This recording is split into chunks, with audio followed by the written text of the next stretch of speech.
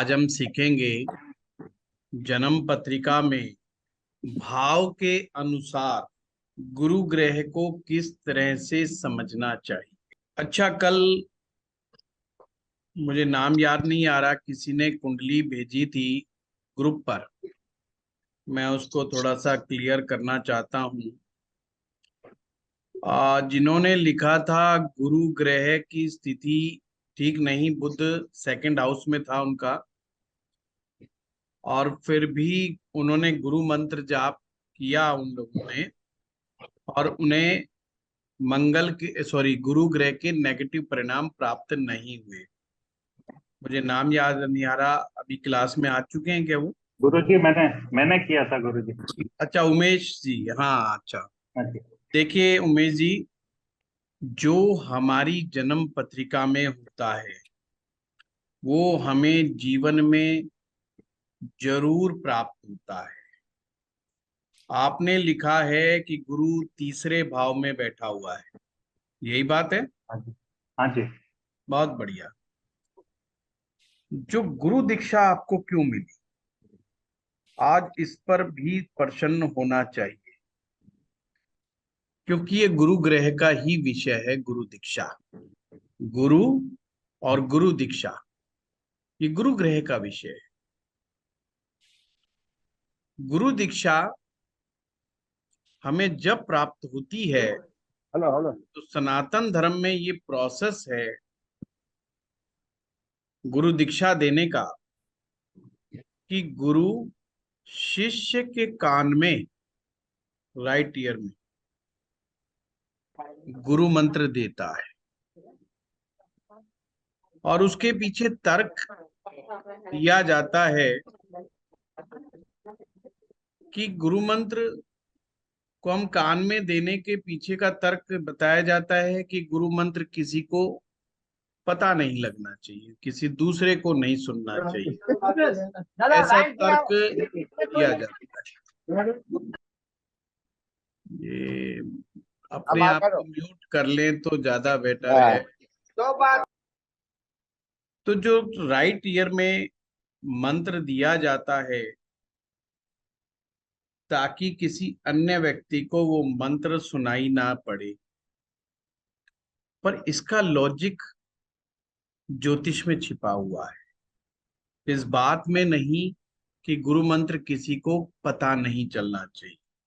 हाँ, हमारे मंत्र शास्त्र में ये बात जरूर लिखी है कि गुरु मंत्र के विषय में और गुरु मंत्र के अनुभव के बारे में अपने गुरु के अलावा किसी से चर्चा ना करें।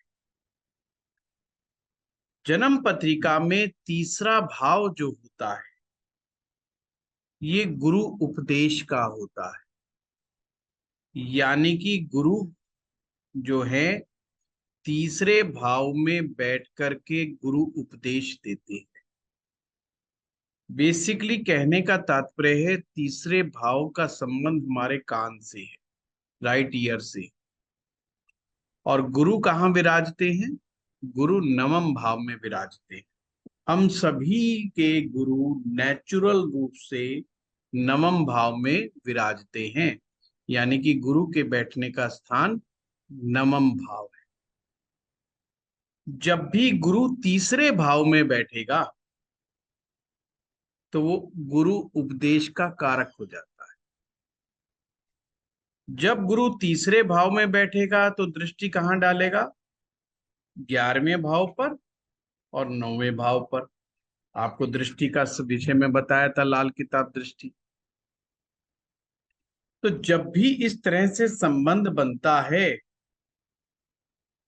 तो व्यक्ति को गुरु दीक्षा बड़े सहजता से प्राप्त हो जाती है। समस्या एक ही जगह आती है, अगर कुंडली में मंगल अच्छा ना हो तो उसे दीक्षा मिलने में बहुत देरी हो जाती है। मतलब एक उम्र के बाद ही उसे गुरु दीक्षा प्राप्त हो पाती है। गुरु तीसरे में बैठा है और मंगल स्ट्रांग हो जाए तो उन्हें जीवन में गुरु दीक्षा मिलती ही मिलती है। कब गुरु दीक्षा नहीं मिलती?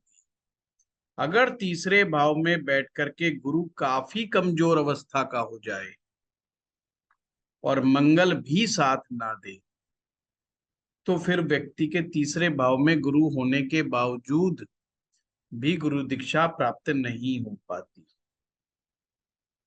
तो ये जो योग है ना, ये हमारे कुंडलियों में बने हुए होते हैं।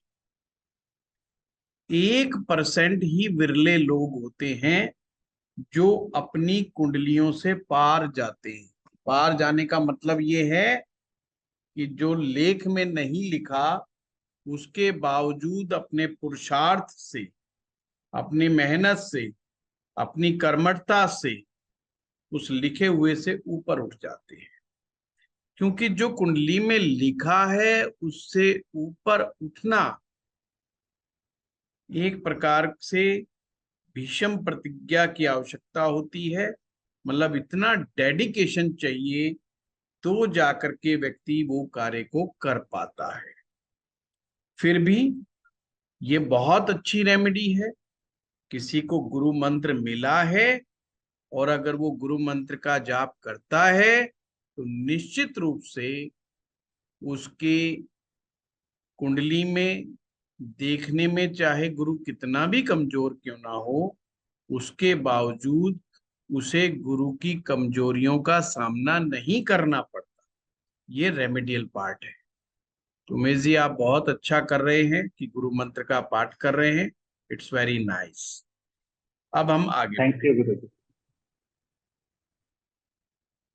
क्योंकि हो सकता है ये गुरु का जब छूट जाए और कोई कहे कि जी गुरु दीक्षा कैसे मिलेगी, गुरु दीक्षा का योग कैसे होगा, तो मैंने कहा इस चीज को मैं क्लियर कर।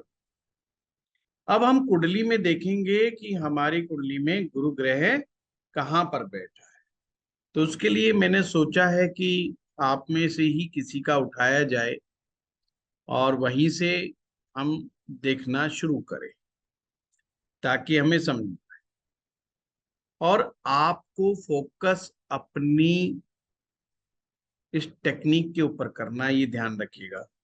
मुझसे प्रेडिक्शन समझने की कोशिश ना करें, मैं पहले ही क्लियरली कह। क्योंकि देखिए, मैं कई बार कह चुका हूं क्लास में हमें अपना सम्मान भी बरकरार रखना है और आपका भी रखना है। कई बार ऐसी इक्वेशन होती है कि उसके ऊपर अगर मैं हम स्पष्टवादिता को लागू करके बोलें तो आपके सम्मान के लिए ठीक नहीं, और अगर हम उस पर ज्यादा चाशनी लपेट के बोलेंगे तो आपको लगेगा अरे यार गुरुजी ने जो बताया वो तो बात में दम है नहीं, उस बात में भी दम नहीं। तो कोशिश ये करें, टेक्निक को समझने की कोशिश करें कि जो मैं कह रहा हूं उसका लॉजिक क्या है, वो निकाली कहां से देखो यूट्यूब पर लाल किताब में बहुत सारे हमारे स्टूडेंट मेरे पास वीडियो भेजते रहते हैं।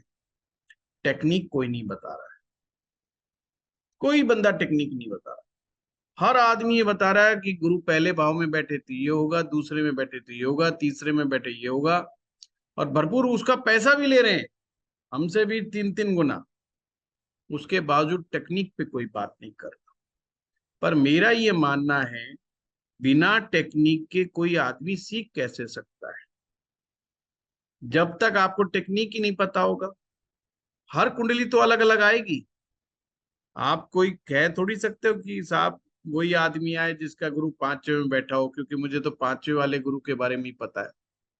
कहीं से भी आ सकते, किसी भी तरह के परमुटेशन कॉम्बिनेशन के साथ चार्ट आ सकता है। तो चलिए सबसे पहले वो लोग हाथ खड़ा करें जिनका पहले भाव में बृहस्पति हो। है किसी का? हाँ कुमुदनी जी, आपका है। Yes sir. अब इसका देखने की टेक्निक को समझेंगे। सबसे पहले पहले भाव में पहला भाव क्या है, पहले पहले भाव को समझें फिर टेक्निक को समझें। पहला भाव यानी कि मेष राशि, काल पुरुष की मेष राशि, यानी कि मंगल की जमीन। मेष राशि के स्वामी मंगल, तो पहला भाव मंगल की जमीन, और इस पर जो मकान है वो है सूरज का, क्योंकि सूरज पहले भाव में उच्च के हो जाते। तो पहले भाव में दो ग्रह ऐसे हैं जो डिसाइड कर रहे हैं कि पहले भाव में आने वाला ग्रह कैसे परिणाम देगा।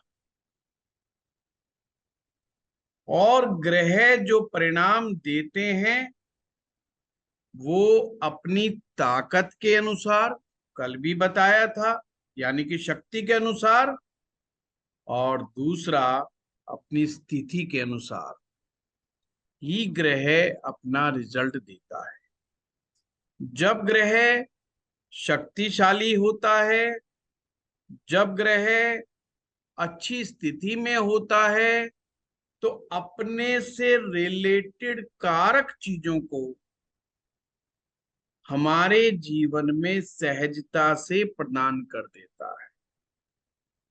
यानी कि लगन में अगर गुरु बैठा होगा तो गुरु जिन जिन चीजों का कारक है, गुरु का सकारात्मक रूप से जिन जिन चीजों से संबंध हैं, वो सारी चीजें सहजता से प्राप्त होंगी। और इसके विपरीत बेशक लगन में गुरु बैठा है पर ना ही वो शक्तिशाली है, ना ही वो अवस्था में खुश है, तो अब ग्रह का नकारात्मक पक्ष पकड़ लो। ग्रह का एक सकारात्मक पक्ष होता है, एक नकारात्मक पक्ष होता है। ये हर ग्रह का होता है, हर राशि का होता है, हर भाव का होता है, तो इसमें कंफ्यूज नहीं होना। तो बृहस्पति का सकारात्मक पक्ष कब पकड़ना है और नकारात्मक पक्ष कब पकड़ना है, सबसे पहले तो यही डिसाइड कर लेना हमने कि वो हमारे लिए पॉजिटिव नेगेटिव। तो यहां पर ऐसे समझो कि एक मकान बना हुआ है, उस मकान जो है वो मंगल का है, मतलब जमीन मंगल की है, और मकान का जो मालिक है वो सूरज है, और बृहस्पति देव उनके घर में प्रवेश करते हैं। अब वेलकम करने वाले दो ग्रह हैं, मंगल और सूरज। अब दोनों कौन है? इसके परम मित्र हैं। परम इसके परम मित्र हैं गुरु के गुरु परम। बृहस्पति के। अब मोस्ट वेलकम कर रहे हैं वो, तो गुरु यहाँ पर प्रसन्न हो जाएगा अपने ही खास आदमियों को देख करके। तो वो फर्स्ट हाउस में जा रहा है, तो स्थिति कैसी हुई? तो स्थिति अच्छी हुई कि बुरी हुई? यानी कि ग्रह कैसी स्थिति में गया? तो हम कहेंगे गुरु ग्रह अच्छी स्थिति में हो गए। अब अच्छी स्थिति का मतलब ही कि खुश है। जैसे हर इंसान अपनों के बीच में रह करके खुश होता है, ऐसे गुरु ग्रह भी खुश हो गए। अब हमने क्या ढूंढना है? अब हमने ढूंढना है कि इसका बलाबल कितना है, कितना नहीं है बलाबल। बलाबल देखने के लिए आपने वही टेक्निक इस्तेमाल करनी है। दूसरा भाव, पांचवा भाव, 9वां, 11वां और 12वां, इनमें राहु बुध शुक्र तो नहीं बैठे। फिर क्या देखना है? Second step. सेकंड स्टेप देखना है कुंडली में पहला भाव कितना स्ट्रांग है, यानी पहला भाव भी रिजल्ट दे रहा है कि नहीं दे रहा है। पहले भाव से हम बुद्धि देखेंगे। अगर बुद्धि शुद्ध होगी तो ही गुरु का ज्ञान प्रवेश करेगा। आई एम रिपीटिंग अगेन, अगर बुद्धि शुद्ध होगी तो ही गुरु का ज्ञान उसके अंदर प्रवेश करेगा। अशुद्ध बुद्धि में गुरु का ज्ञान प्रवेश नहीं करता, और कुछ समय के लिए अगर वो सुन ले गलती से भी तो ज्यादा समय तक नहीं टिकता।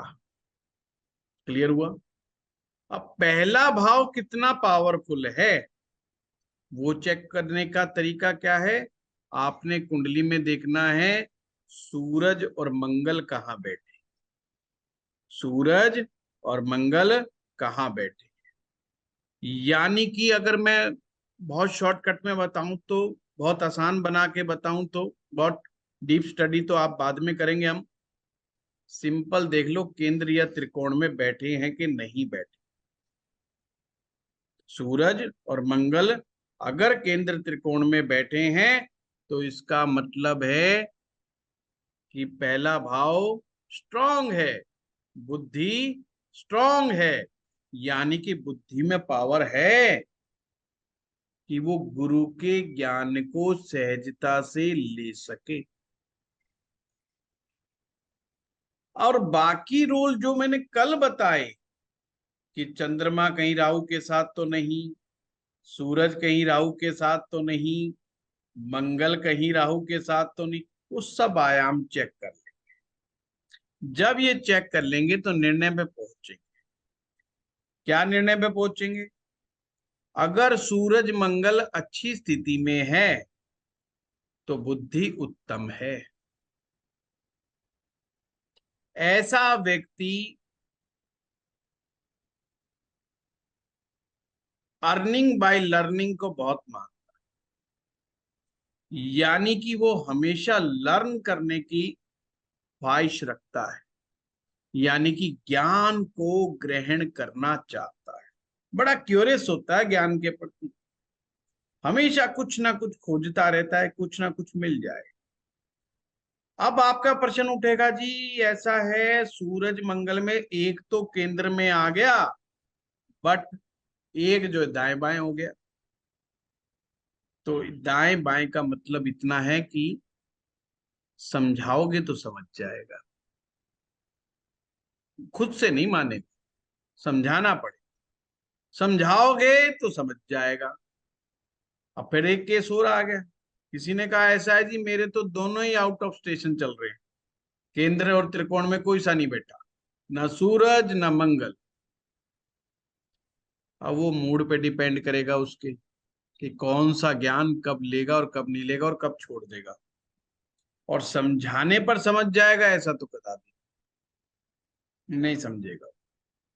कितना मर्जी समझा लो तो उसको हमें किस्मत के भरोसे छोड़ना पड़ेगा भाई। इसको समझाने समझाने से कोई फायदा नहीं है। ये तो जब भगवान का आशीर्वाद आएगा तो ये समझेगा। जैसे कई लोग कहते हैं ना जी हमारे बच्चे को समझाओ, वो फलाना आदमी गलती कर रहा है, तो वो समझाने से भी नहीं समझते। जब बुद्धि शुद्ध हो जाए, यानी कि आपका बर्तन, आपका पॉट जिसमें आप कुछ डालना चाहते हैं, बुद्धि वही तो डलेगा ना, बुद्धि में कुछ तो जाएगा। अगर आपका बर्तन शुद्ध है तो जब उसमें आप चाहे दूध डालें चाहे दही डालें वो सेफ रहेगा। और अगर दूषित बर्तन में आप दूध डालेंगे तो क्या होगा? आप कितनी महंगे से महंगा आइटम डाल दें उसमें, वो जीरो हो जाएगा। यानी कि दूषित बुद्धि में कितना भी उच्च कोटि का ज्ञान आप डाल दो, ज्ञान का लाभ नहीं होगा, नुकसान हो सकता है। क्योंकि उस ज्ञान का क्या वो दुरुपयोग कर सकता है ये आप और हम नहीं सोच सकते। अब क्लियर हुआ? दो स्टेप। फर्स्ट हाउस देखो, फर्स्ट हाउस मीन्स बुद्धि, बुद्धि कितनी शुद्ध है। अगर बुद्धि शुद्ध है तो यानी कि गुरु ग्रह 60 to 70%, यानी आप समझो 40 to 60% भी ठीक है, पावर में है, तो व्यक्ति का गुरु उसको हर तरह की सुख सुविधा देगा, हर तरह का लाभ देगा। जे इतना जरूर दे देगा वो अपने जीवन में कमी महसूस नहीं करेगा। जैसे कि शिक्षा देगा तो इतनी दे देगा कि वो कहेगा चलो, ये 40 to 60% वालों का कह रहा हूं मैं, सिंपल।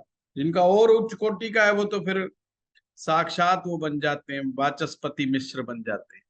कहने का मतलब बड़े बड़े प्रोफेसर्स, बड़े बड़े ज्ञानी ध्यानी लोग, वेदांग के जानने वाले लोग बन जाते हैं। अब हमने कुमुदनी जी का देखना है कि पहले भाव में बृहस्पति हो तो क्या उसको कहीं से डेंट लगा है, और फिर उसकी मैं रेमेडी भी बताऊंगा कि क्या है। हाँ कुमुदनी जी, यस जो सर। कल आपके सूत्र बताए सर। तो उसमें क्या आप पाया? सर, एक तो गुरु के साथ बुध बैठे हुए हैं, पहला, पहले फर्स्ट भाव हाउस में। में गुरु बुध बैठे, चलो। और सूर्य और मंगल, सूर्य सेकंड हाउस में, मंगल 11th हाउस में, सूरज कहाँ बैठा है सेकंड हाउस में, और मंगल कहाँ बैठा है? 11th हाउस में। अब कुमुदनी जी समझ में आ गया आपको? 100% सर। तो बड़ा इजी है। ये होता है, गुरु जब अपने शिष्य को चाबी देता है, चाबी सूत्र की ऐसे दी जाती है। यस आप सर। लाल किताब खोलो, एक तरफ बड़ी सारी तारीफें लिख रखी होंगी, 4 लाइनों में बुराई लिख रखी होगी। स्टूडेंट कंफ्यूज है, मैं किसको मानूं? दो बात ऊपर वाली भी मिल रही है, दो बात नीचे वाली भी मिल रही है, वो कंफ्यूज है, वो इट इज डायग्नोज हंड्रेड नहीं परसेंट कर क्लियर। 100% clear sir. पा। हाँ, तो आप ये समझ लीजिए, इस टेक्निक से आप देखेंगे तो आपको समझ आ जाएगा कि मेरे जीवन में शिक्षा का मामला क्यों ऐसा रहा, मैं उच्च कोटि का प्रोफेसर क्यों नहीं बन पाया। अगर प्रोफेसर नहीं भी बना कोई बात नहीं। क्या मैं ऑर्गेनाइजेशन का हेड बना किसी, क्या मैं संत बना, क्या मैं महंत बना, क्या मैं एम्बेसडर बना, या मैंने कोई बुक्स लिखी हैं, या मैंने नीतियां पॉलिसी मेकर रहा हूं मैं। ये मैं वो बता रहा हूं कि जब गुरु अच्छा होता है तो इंसान पॉलिसी मेकर हो सकता है, बहुत अच्छा शिक्षक हो सकता है, बहुत अच्छा गुरु हो सकता है। गुरु उसे, कि जो भी उससे पढ़े वो कहे हाँ ये टीचर ग्रेट टीचर है, मतलब ऐसा गुरु। तो वो चीज हमारे जीवन में आनी चाहिए। प्लस धन सहजता से आएगा। साइन मारो पैसा आ जाए, साइन मारो पैसा आ जाए, मतलब उसमें मेहनत मोहनत मशक्कत ज्यादा नहीं करनी पड़ती, ज्यादा हार्ड वर्क नहीं करना पड़ता, अगर गुरु अच्छे रिजल्ट दे रहा है। बैंक बैलेंस बहुत अच्छा होता है, और साथ में पुत्र संतान उच्च कोटि की होती है। उच्च कोटि बोला है मैंने, उच्च कोटि का मतलब अब उसमें उसकी उत्तम शिक्षा, उत्तम संस्कार, उत्तम कैरियर, और नेम और फेम औलाद का बना। माँ बाप का जितना ज्यादा पावरफुल गुरु होगा, उतनी ही औलाद के तरक्की उन्नति करने के योग बनते हैं। ये सिंपल कंसेप्ट है। अगर गुरु कहीं से भी किसी भी कारण से कमजोरी को प्राप्त हो रहा है तो औलाद को कैरियर में दिक्कतें आएंगी, मैरिज से रिलेटेड मामलों में दिक्कतें आएंगी, उनको संघर्ष करना पड़ेगा, और वो अपने जीवन में उच्च स्तर को प्राप्त नहीं कर पाएंगे। सिंपल कंसेप्ट है। अब करना क्या चाहिए? अगर किसी का भी गुरु फर्स्ट हाउस में आए तो उसे जीवन में गुरु बना करके ही कोई भी शिक्षा दीक्षा लेनी चाहिए। तो इस तरीके से और इस टेक्निक से आप अगर गुरु ग्रह को देखेंगे तो आपको चीजें अच्छे से समझ में आने लग जाए। क्लियर? हाँ कुमुदी जी बताइए। सर, इसमें अब क्या उपाय करना चाहिए? बुध साथ में है। देखो, ऐसे जातक को प्रॉपर तरीके से शिक्षा लेनी चाहिए और गुरु का के साथ डायरेक्ट संपर्क में रहना चाहिए। चोरी की विद्या, चोरी का धन फ्री फोकट में कभी जीवन में कभी कुछ मत लो, पहली चीज। दूसरी चीज, अथोराइज्ड बाय गुरु, यानी कि गुरु से इनाम लेते हुए की, या गुरु के द्वारा कोई सर्टिफिकेट जरूरी है, और उसको अपने पूर्व दिशा की दीवार पे जरूर लगा दो। अगर कोई नाम मिलता है, कोई दस्तावेज मिलता है, कोई सर्टिफिकेट मिलता है, लोगों को खुल करके दिखाओ। आप देखेंगे ये चीज जो होगी कि रिजल्ट्स देने वाली चीज हो जाएगी। Right sir. दूसरा, अगर गुरु ग्रह कमजोर है तो गुरु को ताकतवर बनाने के लिए पीला केसर का तिलक अपने माथे पे लगाएं, हल्दी वाला दूध पिए या केसर वाला दूध पिए। ये मैं सिंपल सिंपल रेमेडी बता रहा हूं। और साथ में भगवान शिव की भक्ति करें। भगवान शिव, पहले भाव का बृहस्पति, भगवान शिव की भक्ति जरूर ऐसे व्यक्ति को जीवन में करनी चाहिए। ज्यादा ना कर सके तो ओम नमः शिवाय का पाठ कम से कम उन्हें करते रहना चाहिए। विधि विधान से करें तो अति उत्तम परिणाम प्राप्त हो सकते हैं। दूसरे भाव में किसी का बृहस्पति हो तो बताएं। हाँ, दूसरे में अरुण जी आपका है, यस सर। राधिका आपका भी दूसरे में है। हाँ जी गुरुजी। बहुत बढ़िया, चलिए मीट कर लीजिए। सेकंड हाउस को कैसे देखना, वही टेक्निक। सबसे पहले ये देखो कि सेकंड हाउस किस चीज को रिप्रेजेंट करता है। सेकंड हाउस, जैसे फर्स्ट हाउस बुद्धि था, सेकंड हाउस आपका सर्वाइवल का हाउस है। यानी कि जैसे इस धरती पर आने के बाद हमें भोजन की आवश्यकता पड़ती है सरवाइव करने के लिए, ऑक्सीजन की आवश्यकता पड़ती है सरवाइव करने के लिए, और फिर बड़ा होने पर धन कमाने की आवश्यकता पड़ती है सरवाइव करने के लिए। तो ये हाउस ऑफ सर्वाइवल है एक प्रकार से। या आप ये समझो, ये सेकंड हाउस को अगर सिंपल लैंग्वेज में कहें तो ये हमारे धन को बताएगा, हमारी वाणी को बताएगा। तो इस भाव का दो ग्रह हैं, ये शुक्र की जमीन है और गुरु ने इस पर अपना घर बनाया। शुक्र की जमीन, मालिकाना हक मकान का, गुरु ग्रह का। तो दो ग्रह मिलकर के डिसाइड कर रहे हैं कि हमने गुरु का क्या करना। तो दो में से एक तो खुद गुरु ही है। अब गुरु जब सेकंड हाउस में जब आते हैं तो शुक्र जी महाराज खुश नहीं होते। पॉइंट समझे? शुक्र खुश नहीं होते। जब शुक्र खुश नहीं होंगे तो क्या क्या प्रॉब्लम्स आएंगे वो हमें देखना होगा। शुक्र जब खुश नहीं होते तो मैरिज लाइफ में दिक्कतें हो सकती, पत्नी के साथ संबंधों में दिक्कतें हो सकती, हमारे जीवन में हैप्पीनेस में कमियां आ सकती। पर सेकंड हाउस से धन कैसे देखेंगे?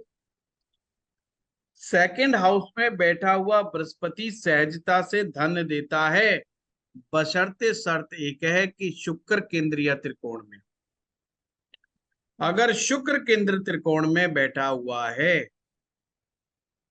या एक एक अपवाद हो रहा है, या शुक्र अष्टम में बैठ जाए, बिल्कुल बिल्कुल बिल्कुल सामने बैठ जाए सेकंड हाउस के, तो ये समझो फिर तो धन की कोई कमी नहीं देगा। अन्यथा वो धन की कमी भी दे सकता है। तो फिर से मैं बताऊंगा, सेकंड हाउस में अगर गुरु देखें तो हमें कहना है कि भाई बहुत अच्छा है, क्योंकि धन का कारक गुरु धन के घर में बैठा हुआ है। परंतु ये आधा अधूरा सत्य है जब तक आप शुक्र के हालात को ना देखें। अगर शुक्र के हालात अच्छे हैं कुंडली में तो निश्चित रूप से धन की कोई कमी नहीं रहेगी और वो व्यक्ति को ज्यादा मेहनत मशक्कत धन कमाने के मामले में नहीं करनी पड़ेगी। और अगर शुक्र डिस्टर्ब है इस कुंडली के अंदर तो फिर उसे मेहनत मशक्कत धन कमाने के मामले में करनी पड़ेगी। गुरु, प्रश्न आएगा कि गुरु कितना धन दे देगा जी अगर शुक्र के हालात अच्छे हैं तो डिपेंड्स ऑन वही कि कहीं राहु 2, 5, 9, 11, 12 में तो नहीं बैठा हुआ, वो सारे नियम लग। और अगर गुरु 40 से 60% भी अच्छा है तो धन की कमी नहीं आने देगा, जीवन भर धन की कमी नहीं आने। और अगर उससे ज्यादा उत्तम हो गया तो फिर तो भाई आप करोड़पति अरबपति आदमी हो, फिर तो कोई दिक्कत वाली बात ही नहीं। तो उसके चांस बहुत ज्यादा बढ़ जाए। ये है तरीका दूसरे भाव में। तो राधिका बताइए कि आपका सेकंड हाउस में गुरु बैठा है तो शुक्र कहाँ बैठा है? सर शुक्र 11th में बैठा है, सूर्य बुध और शुक्र। सूर्य, आप सूर्य को भूल जाओ, सेकंड को देख रहे तो अपन शुक्र को ही देखेंगे, है ना, क्योंकि दूसरे भाव का तो दो ही है ना, गुरु है और शुक्र है। तो गुरु तो आपका बैठ गया सेकंड हाउस में और शुक्र बैठ गया 11वें में। तो ये केंद्र त्रिकोण में नहीं आया। केंद्र त्रिकोण में नहीं आया तो इसका मतलब पैसे की तो कोई कमी रहेगी नहीं, पर फिर भी थोड़ा मेहनत मशक्कत तो करनी पड़ेगी।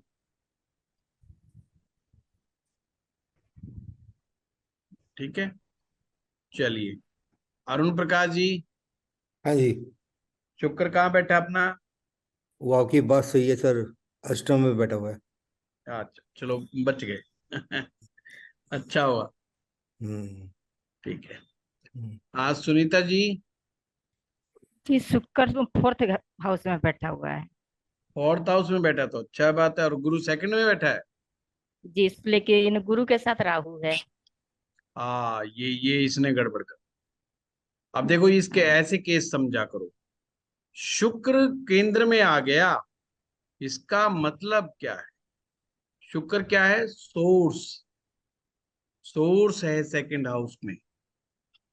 ये यहां पर बता रहा है कि इस व्यक्ति का जहां से पैसा आता है वो कैसा है। तो वो तो केंद्र में बैठा है, बहुत बढ़िया बैठा हुआ है। तो इसका ना सोर्स ठीक है। गड़बड़ कहाँ है? गड़बड़ ये है कि राहु के साथ बैठा है गुरु। ये सबसे बड़ी गड़बड़। इससे डिस्टरबेंस पैदा होता है धन के मामले में। बाकी तो जीवन निर्वाह के लिए कोई कमी नहीं रहेगी जीवन के अंदर, क्योंकि शुक्र केंद्र में आ गया, वो भी चौथे भाव में आ गया। तो हर तरह की लग्जरी का सुख मिलेगा आपको, उसकी चिंता ना करें। बस ये है कि पैसे की इन्वेस्टमेंट सोच समझ करके करें, और किसी को पैसा देते समय 4 बार सोचें। और तो बाकी सब ठीक है। अगर शुक्र पीड़ित हो, अक्सर क्या हो जाता है कि सेकंड हाउस में बृहस्पति बैठे तो शुक्र पीड़ित हो जाता है। और शुक्र पीड़ित होने की निशानी क्या होगी कि उसकी मैरिज लाइफ में दिक्कतें आएंगी। अगर शादी नहीं हो रही तो शादी होने में दिक्कतें होंगी, और शादी हो चुकी है तो फिर आपस में टन टना टन टन चलती रहती है। तो और अगर पत्नी का स्वास्थ्य ठीक ना हो तो समझ लेना चाहिए तुरंत शुक्र का इलाज करना चाहिए। शुक्र का इलाज कैसे करेंगे? ज्वार, जो गाय के खाने के काम आती है, ज्वार जो है, पुरुष महीने में एक बार ज्वार अपने वजन के बराबर का गौशाला में गायों को खिलाए। और अगर हेल्थ ज्यादा डिस्टर्ब है तो हफ्ते में एक बार शुक्रवार के दिन करना शुरू कर दे। ऐसा 5 से 6 महीने करेंगे तो जीवन साथी ठीक हो जाएगा, उसके स्वास्थ्य में लाभ। सेकंड हाउस के गुरु को, सर ज्वार, सर जो ज्वार है वो सफेद लेने हैं कि तबीयत लाल? ज्यादा खराब है, वीक है वो वो। सफेद में थोड़ा सा हल्कापन लालपन होता है। ठीक है, ये सेकंड। हाँ वंदना जी। सर मेरा शुक्र थर्ड हाउस में है और Jupiter and sun second house में है। तो आपको तो आपका आंसर मिल गया। आप चलते हैं उनका जिनका गुरु तीसरे भाव में है। इसको देखने की टेक्निक बता रहा हूं सिर्फ मैं, कोई भाव छूट भी जाए तो टेंशन मत पा। जिनका गुरु तीसरे भाव में, वेदवर्त जी थे तो सही, नहीं उमेश जी थे, कहाँ है? हाँ यस सर। हाँ। देखो तीसरे भाव के गुरु को कैसे देखना है। तीसरे भाव के गुरु को देखने के लिए मंगल और बुध। तीसरे भाव में जमीन जो है बुध की है और मकान उस पे मंगल है, यानी दो ग्रह मिलकर के डिसाइड कर रहे हैं कि गुरु कैसी स्थिति में हो। अब मंगल तो गुरु का मित्र है पर बुध मित्र नहीं है, तो यानी कि गुरुजी आधे आधे ही खुश है, मतलब पूरे खुश नहीं है। गुरुजी का तो मूड ही डिस्टर्ब हो गया बुध को देख करके ही कि अरे यार ये तो फिर मिल गया मेरे को, तो यहाँ पर ये समस्या हो गई। तो ऐसे में बुध भी डिस्टर्ब हो जाता है। गुरु तो डिस्टर्ब हुआ बुध भी डिस्टर्ब हो गया। बुध कह रहा है भाई मैं कौन सा खुश हूं, आप खुश नहीं हो तो मैं भी खुश नहीं हूं। ऐसे में मंगल अपना इंपॉर्टेंट रोल अदा करता है। अगर मंगल स्ट्रॉन्ग पोजीशन में बैठा हुआ है तो काफी हद तक जो 50% गुरु महाराज दुखी हुए उनको थोड़ा सा ठीक करने की कोशिश करता है। और गुरु और बुध ग्रह अगर बहुत अच्छे हुए, कुंडली में पावरफुल हुए, जितना बुध पावरफुल होता चला जाएगा गुरु की आध्यात्मिक ताकत कमजोर पड़ती चली जाएगी, धार्मिक ज्ञान कमजोर पड़ता चला जाएगा जितना बुध पावरफुल होता चला जाएगा। और अगर बुध कमजोर हुआ, मंगल स्ट्रांग हो गया, फिर से सुनिए, बुध कमजोर हुआ, मंगल स्ट्रांग हो गया तो बहुत अच्छी बात है। बहुत अच्छी बात इन द सेंस मैं किसके कॉन्टेस्ट में कह रहा हूं, गुरु की ताकत के कॉन्टेस्ट में कह रहा हूं कि गुरु में शक्ति आ जाएगी। गुरु डायरेक्ट यहां बैठ के कुछ नहीं देगा, तो उसकी दृष्टि पड़ रही है 11वें भाव पर और 9वें भाव पर, यानी नवम के माध्यम से और एकादश के माध्यम से। एकादश यानी बड़ा भाई, नवम यानी पिताजी। तो पिता और या बड़े भाई के माध्यम से दे सकता है। और किसके माध्यम से दे सकता है, दादा के माध्यम से दे सकता है। और किसके माध्यम से दे सकता है, गुरु मंत्र के द्वारा दे सकता है कि गुरु मंत्र का पाठ पढ़े और गुरु मंत्र अंदर से ऐसी क्रांति पैदा कर दे उस व्यक्ति के अंदर कि उसको उसका मार्ग दिखाई देने लगे। ये बहुत जरूरी है। मंगल भी पीड़ित हो जाए, बुध भी पीड़ित हो जाए तो समझ लेना ये गुरु नष्ट बराबर है। अब गुरु के भयंकर परिणाम तीसरे भाव में बैठ करके आने लग जाते। खास करके महिलाओं को बड़ा ध्यान रखना तीसरे भाव के गुरु का। अगर मंगल गड़बड़ा गया तो पहले तो मैरिज होने में दिक्कत, और फिर मैरिज के बाद दिक्कत, और बड़ी भयंकर वाली दिक्कत। छोटी मोटी दिक्कत नहीं, बड़ी भयंकर वाली दिक्कत। दोनों ही सिचुएशन के अंदर चीजें गड़बड़ा सकती हैं। तो मंगल की ताकत काफी हद तक उसको सेफ करने में कामयाब हो जाएगी। नहीं तो शादी हो भी गई, पति के साथ तनातनी बनी रहेगी। अब प्रश्न ये उठेगा, आप में से कोई कह सकता है जी यार शादी से तो कोई लेना देना था ही नहीं तीसरे भाव के गुरु का, फिर क्या मामला फंस गया, ये गुरु यहाँ पे क्या हो गया। बस यही फलित के रहस्य।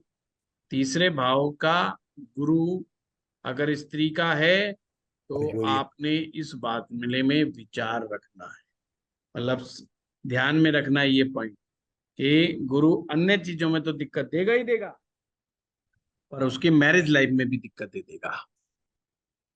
ठीक है, क्योंकि मंगल उसका बॉयफ्रेंड यानी कि उसका पति, और वो नष्ट तो मामला गड़बड़ है। फिर वो पति कहते हैं, फिर वो गाना गाएगी, मीत ना मिला रे मेरे मन का, मीत ना मिला रे मेरे मन का, यानी जैसा चाहिए था वैसा नहीं मिला। बाकी तो और जो छोटे मोटे साइड इफेक्ट होते हैं तीसरे भाव के बृहस्पति के वो होते ही होते हैं, वो एक अलग चीज है। देखो ये टेक्निक समझ में आ रही कि नहीं आ रही, बहुत सिंपल टेक्निक है जो आप लोगों को मालूम है बस आपने अप्लाई कर देना है यूं का यूं, आपको तुरंत रिजल्ट पता चल जाएगा। ठीक है। हाँ मेधा जी, आपका तीसरे में है क्या जुपिटर? हाँ जी। बहुत बढ़िया। तो आप समझ में आया कि नहीं, बस मुझे इतना पूछना है, कोई डाउट हो तो बताइए। सर मुझे ये पूछना था कि आपने जो 2, 5, 9, 11, 12 का रूल बताया, तो उसमें अगर शत्रु ग्रह आते हैं और उस पे गुरु की दृष्टि आ जाए तो गुरु को डेंट्स कम लगेंगे या कोई सुधराव हो सकता है? पहली बात तो 2, 5, 9, 11, 12 में गुरु के शत्रु अगर आ जाएं जी, तो गुरु खुद पीड़ित हो गया, यानी कि जी, उसको डेंट लग गया। जी। आपका प्रश्न है कि अगर पाप ग्रह पर गुरु की दृष्टि आ जाए तो क्या होगा, यानी यही वो प्रश्न अमृत है? दृष्टि कहलाती है, इसलिए हाँ उसे हाँ, डेंट्स मैं वही कम कह है, रहा हूँ, लेकिन वहाँ जो पाप ग्रह है उसको फायदा मिल जाता है, गुरु को फायदा नहीं मिलता, पाप ग्रह को फायदा मिल जाता है। ठीक है। हाँ संजय जोशी जी।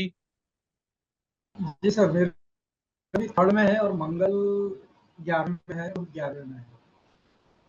ठीक है, सूर्य के चलो साथ। आपको भी समझ में आ गया। मोनिका जी, जी गुरुदेव समझ प्रणाम। समझ में आ गया? जी आ गया, क्योंकि मेरे फिफ्थ में अगर देखा जाए 2, 5, 9, 11, 12 में, तो फिफ्थ में मेरा शनि है, तो शनि को गुरु की थोड़ा पावर मिल जाएगी। और 11 में चंद्र है, तो चंद्र गुरु का मित्र है, तो उसका भी सपोर्ट रहेगा। लेकिन मंगल की वजह से थोड़ा दिक्कत है, क्योंकि फोर्थ हाउस कोई बात केंद्र में, कोई केंद्र में बात नहीं, मंगल है। कोई बात नहीं। हाँ कविता जी। हाँ प्रणाम गुरुजी।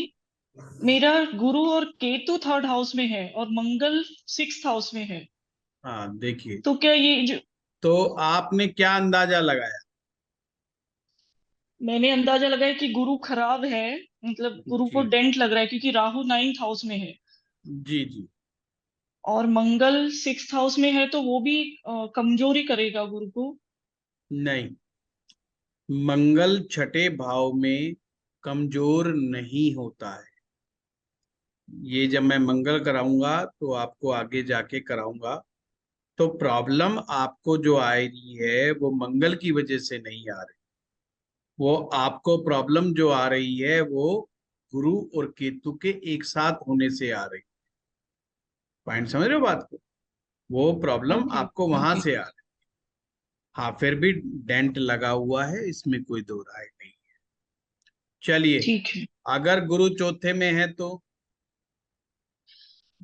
गुरुजी, अगर गुरु केतु थर्ड हाउस में, तो क्या रेमेडी कर सकते हैं, थोड़ा सा उसको हेल्प, जिससे गुरु बताया को ना, हेल्प मिल जाए? गुरु मंत्र लो सीधा सीधा। थर्ड हाउस रेमेडी ठीक गुरु है। मंत्र है, ओके। डेडिकेशन के साथ गुरु मंत्र जाप करो। कहना थर्ड हाउस इज गुरु उपदेश है, नवम में गुरु जी ठीक है। बैठे, ओके। वो एकदम से ओ, जो एनर्जी ट्रांसफर होगी आपके 9th हाउस में। और 9th हाउस की जो एनर्जी होती है ना, क्योंकि 9th हाउस को लाल किताब कहती है ये आरंभ है, और आरंभ ठीक है। है, एक प्रकार से बुनियाद है ये कुंडली की। अगर ये अच्छी हो गई तो वो बाकी सब चीजों को करेक्ट कर देता है। सर मेरा एक क्वेश्चन है। ओके। जी। मैं कुमुदनी सर, मेरा एक क्वेश्चन है। हम्म। सर मंगल 5th हाउस में शनि के साथ जी। में, और 9th में सूर्य और शुक्र। नहीं नहीं, ये आउट ऑफ अभी अभी अभी नहीं, वो जब नहीं, आएगा वो जब आएगा। दृष्टि आ रही है ना, गुरु की दृष्टि आ रही है ना मैम। नहीं नहीं, वो क्वेश्चन, गुरु सर गुरु चौथे में कोई किसी का है तो बताइए, क्योंकि नहीं मैंने सारे कवर करने हैं। रिलेटेड एक क्वेश्चन है। अगर दृष्टि खाली है गुरुदेव, सर गुरु चौथे में जो है बुद्ध के साथ बैठा है, तो वो तो उस पे आएंगे ना, पहले तो ये इस पे आओ कि गुरु चौथे में है किसका। हाँ चौथे में है सर, इसलिए बोल रहा हूं। हाँ तो सागर जी, पहली बात तो वो तो मैंने लिखवाया है, गुरु के साथ अगर उसके शत्रु ग्रह बैठ जाएं तो हाँ, गुरु मंदा हो जाता है। क्या हो गुरु जाता के है? शत्रु ग्रह बुध है, शुक्र है, राहु और है, राहु है, हाँ हाँ। तो ये मंदा हो जाता है। अच्छा, अब मंदा हो देखिए, गया, ठीक। सूत्र समझिए, पहले सूत्र को समझ लें फिर चीज को करेंगे। चौथे भाव में जमीन भी चंद्रमा की है और मकान भी चंद्रमा का है, यानी अकेला ग्रह कौन है? चंद्रमा है यहाँ। और चंद्रमा गुरु का परम मित्र है। अब ठीक। चंद्रमा के घर में जब गुरु आएंगे तो क्या होगा? दोनों परम मित्र हैं एक दूसरे के, तो बड़ी वेलकम भारी होगा। एनर्जी क्रिएट होगी। तो गुरु उच्च के हो जाएंगे, यानी गुरु अति प्रसन्न अवस्था में कि साहब हम तो बड़े हैप्पी हैं, अपना खास बंदा आई जो है वहां पर हो गए। तो गुरु चौथे भाव में उच्च के हो गए। ठीक है। अब जो उच्च का गुरु हो जाता है तो उसको डेंट लगने का खतरा उतना ही ज्यादा बढ़ जाता है, क्योंकि उच्च के गुरु जीवन की सर्वश्रेष्ठ स्थितियों को दिखाता है। सर्वश्रेष्ठ। ये वो लोग अगर ये सरकार के अंदर चले जाते हैं तो सरकारी पद में उच्च लेवल तक पहुंच जाते हैं, पूरे पूरे देश को रिप्रेजेंट करते हैं। कैबिनेट राजनीति में जाते हैं तो कैबिनेट मंत्री बन जाते हैं, या बड़े उच्च पद पर जैसे कि राज्यपाल बन गए, गवर्नर बन गए, राष्ट्रपति बन गए, उपराष्ट्रपति बन गए, ऐसे पदों को सुशोभित कर देते हैं। कहने का वाला उच्च से उच्चतम जो रहते हैं उनको ये पहुंचाने में उच्च का बृहस्पति कामयाब हो जाता है। कामयाब हो जाते हैं, ठीक। बड़ी बड़ी बुक्स लिखते हैं, पॉलिसीज लिखते हैं देश के लिए, राज्य के लिए, समाज के लिए, या समाज सुधार की बातें करते हैं। बड़े ही न्याय प्रिय होते हैं और बड़ा नेम फेम होते हैं, न्याय के मामले में बड़े नामी गिरामी हो जाते हैं। अब हमें समझना यह है कि अगर गुरु के साथ कोई भी शत्रु ग्रह बैठा है तो गुरु को डेंट लग जाता है। और वैसे भी सागर जी, अगर बुध जैसा ग्रह आ जाएगा वो चंद्रमा को भी डेंट मार देता है। ठीक है, मतलब वो बुध के चंद्रमा को साथ- भी डेंट मार देता है बुध अगर चौथे में आ जाएगा तो। अच्छा, क्योंकि तो गुरु का भी शत्रु है, तो चंद्रमा का भी शत्रु, प्रबल शत्रु। अब वो चौथे घर में आ गए तो चंद्रमा नाराज हो जाता है। बुध अगर चौथे में आ जाए तो चंद्रमा ऑटोमेटिक नाराज हो जाता है। बड़ा सिंपल सा कंसेप्ट है, लाल किताब का बड़ा प्यारा कंसेप्ट है। शत्रु ग्रह घुस गया अपने चौथे भाव में, चंद्रमा जी नाराज हो गए। अब देखने की जरूरत ही नहीं हो कहाँ बैठे हुए हैं, कहीं बैठे हो नाराज चंद्रमा।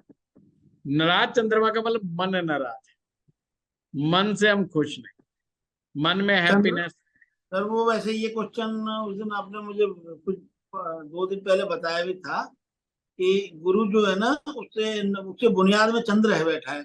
आपने कहा इसलिए ठीक रहेगा, ये मतलब 12वें में बैठा है नहीं, चंद्र। वो गुरु के लिए ठीक रहेगा चंद्र, समझो अच्छा, बात को। हाँ, वो 12वें भाव में बैठेगा, वो गुरु के लिए ठीक है, पर गुरु के लिए ठीक है। खुद वो डिस्टर्ब है। मैंने क्या कहा, देखो वो कोई ग्रह किसी को मदद पहुंचा रहा है वो एक अलग मामला है, पर वो खुद अच्छा। कैसा महसूस कर रहा है, अच्छा, वो अनकंफर्टेबल है। तो वो नाराज चंद्रमा समझ, नाराज है वो। चंद्रमा अच्छा। नाराज है यानी कि मन नाराज है।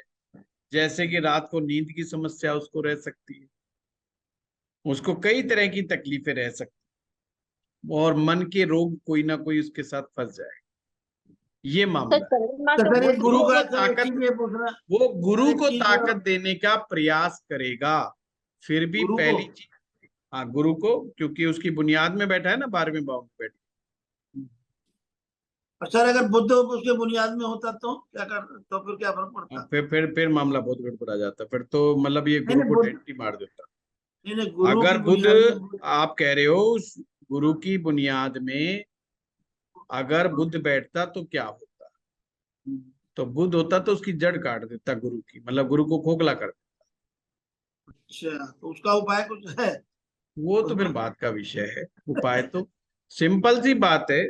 खोखला उसको डेंट करने का मारेगा। मतलब क्या है? खोखला करने का मतलब ये होता है, जैसे कई बार आदमी बहुत उच्च लेवल की शिक्षा प्राप्त कर लेता है, उच्च शिक्षा प्राप्त करने के बावजूद भी उसको प्रॉपर रोजगार नहीं मिलता, उच्च शिक्षा प्राप्त करने के बावजूद भी उसको प्रॉपर सम्मान नहीं मिलता, उच्च शिक्षा प्राप्त करने के बावजूद भी वो बेवकूफी वाली बातें करता है। ये होता है खोखला गुरु। और जैसे कहीं देखा ना, अरे यार इस आदमी ने पीएचडी कर रखी है, तो पीएचडी कर रखी है ना यार, इसने नहीं करी होगी, ये तो माँ बेवकूफ टाइप आदमी है, ये कैसे पीएचडी कर सकता है? ठीक है अच्छा ना? सर, ये गुरु इसमें ये जो पॉइंट आपने बताया, इसमें गुरु अगर बकरी होगा, इसमें तो बकरी का कंसेप्ट ही नहीं है, आपने बताया। हाँ, सागर जी मुक्त कर रखा है मैंने आपको बकरी ग्रह से। ठीक है। अच्छा, ये हाँ दीपक जी। ठीक है, थैंक यू सर। हाँ, प्रणाम गुरु जी। प्रणाम। गुरु चौथे हाउस में है, फोर्थ ठीक हाउस, है, ठीक है। और चंद्रमा सेकंड हाउस में है। वाह वाह, बहुत बढ़िया, वेरी वो तो नाइस। ठीक है, वो अच्छा है, बरोबर ना। बहुत लेकिन अच्छा। हाँ, 12वें घर में जो गुरु की बुनियाद है वो शुक्र है, और वो 2, 5, 9, 11 और 12 के हिसाब से गुरु को थोड़ा सा डेंट लग गया। हाँ लगा है, थोड़ा लगा हाँ है, ज्यादा नहीं लगा। हाँ, यही क्वेश्चन था कि सर, कि शुक्र 12वें घर में उच्च के होने के बावजूद भी गुरु को डेंट तो देंगे, दोनों एक गुरु आपस में मतलब टकराव करेंगे, ऐसा। देखो, यही फलित का ये टेक्निक्स हैं। अब जो तोता रटंत विद्या से चलेंगे, तोता रटंत विद्या का मतलब जिन्हें सिर्फ रट्टे मार रही है, वो फंसेंगे कि नहीं फंसेंगे? अब ऐसी कुंडली देख के वो तो बुरी तरह फंस जाएगा, वो कहेगा गुरु तो उच्च का है, शुक्र भी उच्च का है। और यहां पर पता चला शुक्र तो उच्च के अपने उच्च के परिणाम देगा, पर गुरु उच्च के परिणाम नहीं दे पा रहा पूरे पूरे। हाँ, चंद्रमा उच्च के परिणाम श्रेष्ठ रूप से मिलेंगे, इसमें कोई दो राय नहीं। सेकंड हाउस के अंदर बैठा हुआ है और उच्च का ही परिणाम उसको मिले। हाँ, थोड़ा डेंट लगा है, ज्यादा डेंट नहीं लगा है। कारण अगर आप लॉजिक पूछेंगे कि गुरु को डेंट इतना ज्यादा शुक्र क्यों नहीं मार पा रहा, क्योंकि चंद्रमा सेकंड हाउस में हो गया, चंद्रमा पावरफुल हो गया। कि जिसके घर में विराजमान है गुरु, वो खुद बड़ा पावरफुल है, यानी वो उसको सेव कर रहा है। राइट। तो किसकी कुंडली है ये? मेरे भाई के डॉटर की है। हाँ, बहुत बढ़िया। कितने साल की है? अभी तो 5-6 साल की है। अभी पता नहीं चलेगा, बट शी विल हाँ, बाद में पता डू चलेगा। एक्सीलेंट। हाँ, एक्सीलेंट करेगी, लेकिन बहुत हायर हाँ, लेवल लेकिन एजुकेशन गेन करेगी। उसके बर्थ के बाद में घर में बहुत मतलब थोड़ी तरक्की अच्छी हुई है। डेफिनेटली। और ये बच्ची 16 साल की जब होगी, ये ध्यान रखना, बच्ची जब 16 साल की होगी, यानी कि गुरु ग्रह की जब पहली साइकिल इसकी पूरी होगी, उस समय इसके पिता की जो तरक्की उन्नति होगी ना, वो देखने वाली है। ये समझ लें। Thank you. चलिए, गुरु के और किसी का चौथे भाव में रह गया? हाँ गुरुजी, प्रणाम चरण स्पर्श। मेरा भी है चौथे में। बस मेरा एक छोटा सा प्रश्न ये था गुरुजी कि चौथे में उच्च का होने, वो साथ में केतु बैठा हुआ है, तो जैसा कई बार आप कहते हैं कि जैसा गुरु वैसा केतु, तो लेकिन गुरु केतु साथ रहने पे यदि हम गुरु को प्रबल बनाते हैं तो केतु भी प्रबल हो जाएगा, तो क्या इससे चंद्रमा का इम्पैक्ट? नहीं, पहले तो संजीव जी ये बताइए, केतु कहाँ बैठा, चौथे में या पांचवे में? चौथे में गुरुजी, चौथे में बृहस्पति पहली और बात केतु। तो अगर हाँ, यहाँ पर गुरु ही पीड़ित हो गया संजीव जी, हमें जी। यहाँ देखना पड़ेगा कि ये गुरु ही पीड़ित हो गया, और गुरु जी। पीड़ित हो जाएगा तो केतु ऑटोमेटिक पीड़ित माना जाएगा। जी। अब चंद्रमा कहाँ बैठा है?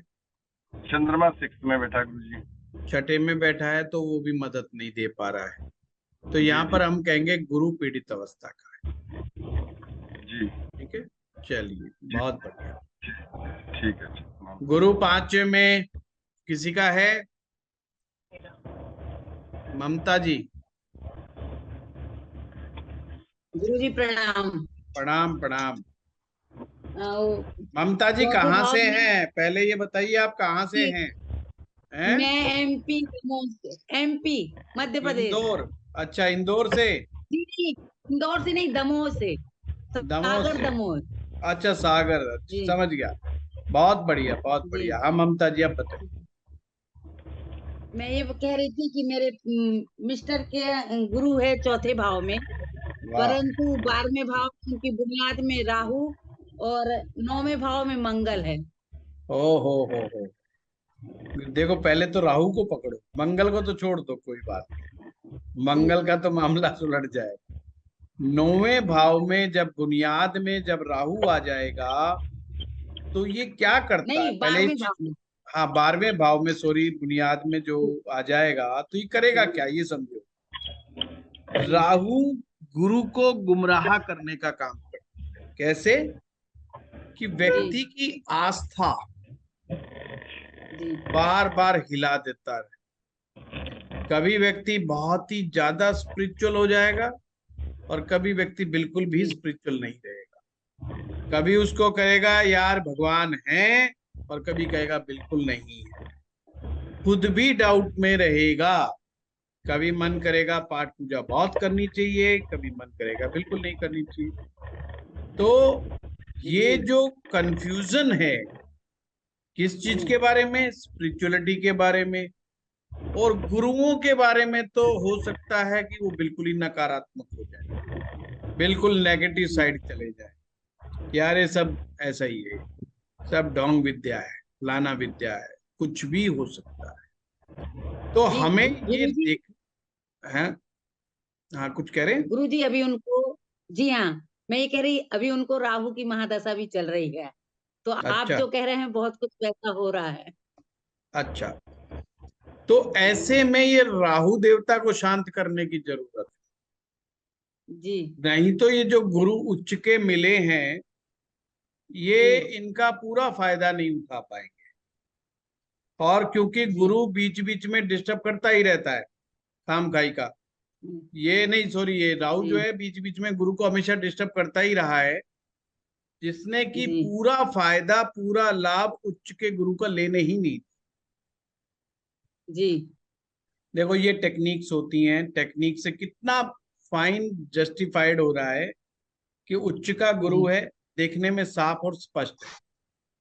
जो लोग कहते हैं ना कि लाल किताब, मेरे को कई लोग कह देते हैं झुंझला करके यूट्यूब पे लिख देते हैं कि साहब बिना वैदिक के जो है डायग्नोज नहीं हो सकता, लाल किताब डायग्नोज नहीं कर सकती। भैया उनके लिए जवाब है कि जब आप व्याकरण को ढंग से नहीं पढ़ोगे लाल किताब की तो फार्मूला लगाओगे कैसे?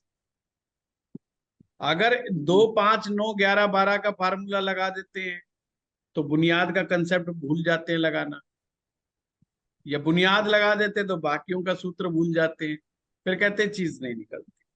बहुत हाईली एक्यूरेसी के साथ चीजें निकल करके आती। क्लास है, मैं बोलना नहीं चाहता, नहीं तो जो भाव में आप जो चीजें बताते हो मैं ऐसी ऐसी बातें बता सकते हैं कि सामने वाला भी हैरान हो जाए, यार ये मेरे बारे में इतना ज्यादा कैसे जानता है, यार ये कैसे पॉसिबल हो सकता है।